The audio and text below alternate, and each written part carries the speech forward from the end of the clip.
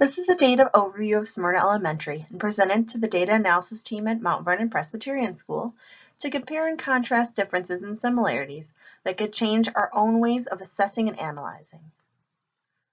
Presented by Nicole Wright. Smyrna Elementary opened in August 2013 in Smyrna, Georgia. They began as a Leader in Me school. A Leader in Me school, according to Franklin Covey's, is a whole school transformation process.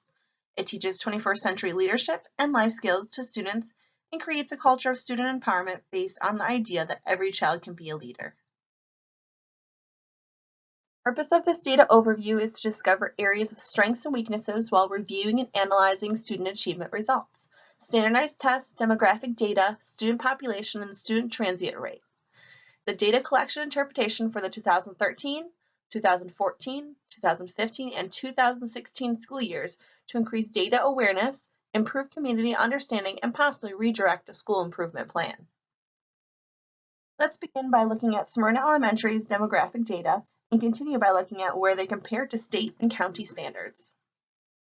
Background information on the Smyrna area and Smyrna Elementary is Smyrna is a middle-class community that is an educated city.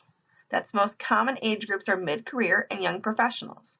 A typical school in Smyrna is made up of 29% of African American students, and Smyrna Elementary School is above average in ethnic distribution in comparison. Here's some food for thought as we continue through the presentation. What trends do you see among the years analyzed? How does Smyrna Elementary compare to Cobb County and the state of Georgia, and how are they different? Are the student demographics similar or different throughout the years that are represented? Does the influx of new real estate have an impact on the number of students and their test scores? Let's look more closely at the demographic data of Smyrna Elementary. As we look at the student demographics, we can see that race and ethnicity has pretty much stayed the same throughout the 2013-14, 2015-16 school years. County's demographics are similar to Smyrna Elementary, showing high numbers for African American, Hispanic, and white students. For the 2013-14 school year, the transient rate is 29%, and the percentage of students on free and reduced lunch is at 73%. Following school years of 2015-16 is consistent with the percentage of students on free and reduced lunch being at 70% and the race and ethnicity being at 40% African American students, 34% Hispanic students, 18% white students, 5% multiracial students, and the remaining 3% Asian students. For the 2017-18 school year, the number of students enrolled only increased slightly to 929 students, but the free and discounted lunch recipients and race ethnicity stayed the same, which shows consistency throughout the years data was collected.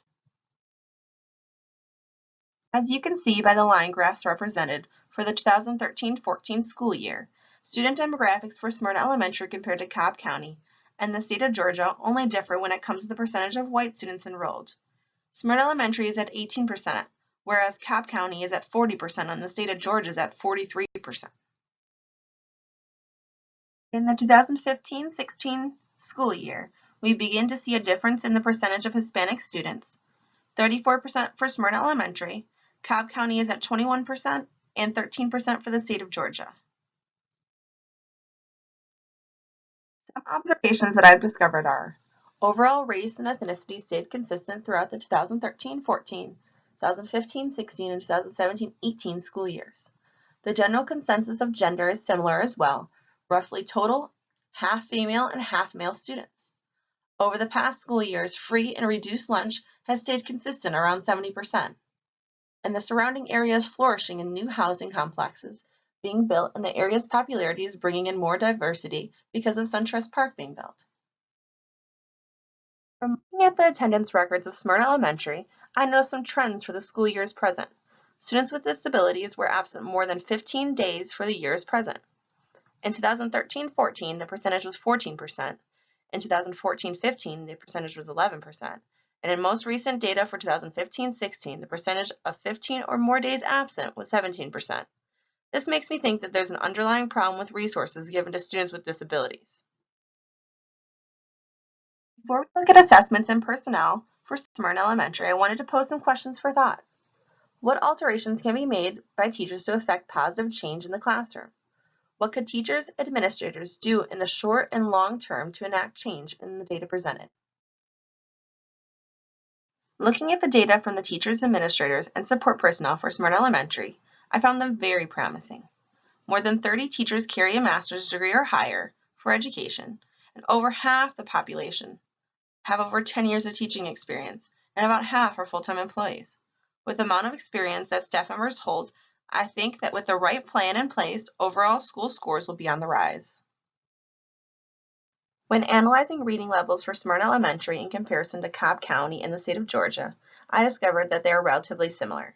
Smyrna Elementary only had approximately a 5% difference from the state of Georgia and a 10% difference from Cobb County when looking at the reading levels that are at or above grade level target for the 2015-2016 school years for the grades 3 and grades 5. The CCRPI single score assessment also showed similar comparisons with Cobb County in the state of Georgia, all falling at or below 75. Looking at the milestone assessments for Smyrna Elementary for grade 3 for 2015 through 2017, they were consistent in English language arts and math. In English, all 3 years showed their percentage being in the low 30s, and in math, their scores showed they fell to the low to mid 20s. This reads as a very low passing rate on the milestone assessments. Science and social studies falls below passing as well in the low 20%, and for social studies below 10%. Compared to Cobb County in the state of Georgia, their numbers are significantly lower, as you can see from the chart. Grade 4 milestones assessments showed increases from 2015 to 2016 in English and language arts by increasing from 14% to 31%. And in the following year, Smyrna Elementary showed improvements in math milestones when they jumped up to 41% from 24% in the previous year in 2016. When looking at the results from grade 5 of the milestone assessments, I initially see a shift in the math scores between the 2015 and 2016 school years, going from 27% to 17% and then back to 27% in the 2017 school year. Shifting focus a bit at possible reasons that explain below average scores on the milestone assessments are the data collected from the disciplinary action rates.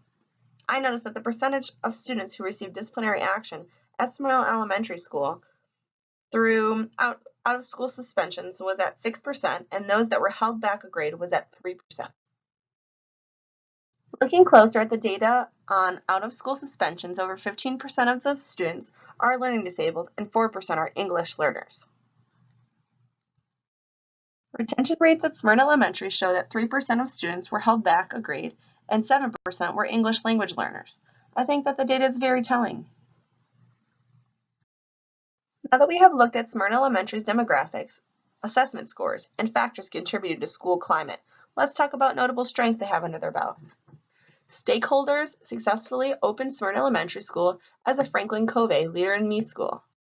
Administration and personnel developed a positive culture uniting a diverse student populace from several different schools in Smyrna community.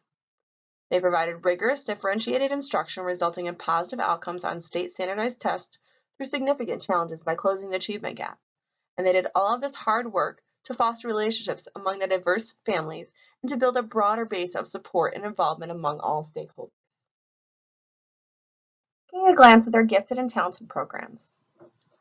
8% of all students attending Smyrna Elementary are enrolled in the Gifted and Talented program. This percentage is average compared to the median of elementary schools in Georgia, which is 6%, and larger than in schools in the United States, which is 5%. Now that we have analyzed the data collected for Smyrna Elementary and dove deeper into some targeted areas, we can ask ourselves some questions for reflection and begin to think about the next steps. How do we move students from does not meet to meets, and especially from meets to exceeds on standards? What is working well, what is not working well? And how can we help students that are in need, ESL and students with disabilities? And what type of professional development could assist teachers to help students meet standards?